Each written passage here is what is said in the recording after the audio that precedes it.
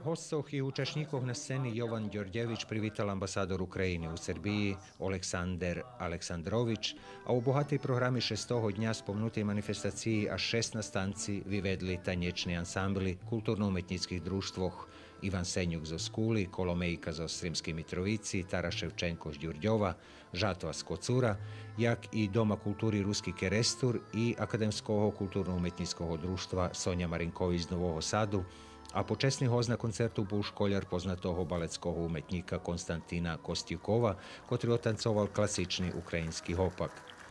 Dneško u Ramikoh dňoh Ukrajini tiž u Srpskim narodnim teatre na 19 hodzin bude koncert muzičnej i horskej umetnosti navolani Ukrajina privita hostoh, na ktorim učestvuju i mišani hor Doma kulturi i katedralni cerkvi Svjetoho oca Mikolaja z Ruskog Kerestura,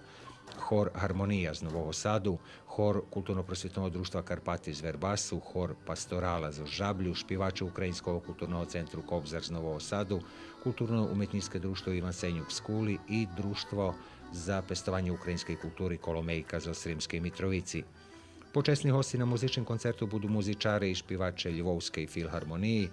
a jak i na včerajši i na nješkajši koncert uhod bude šljebodni.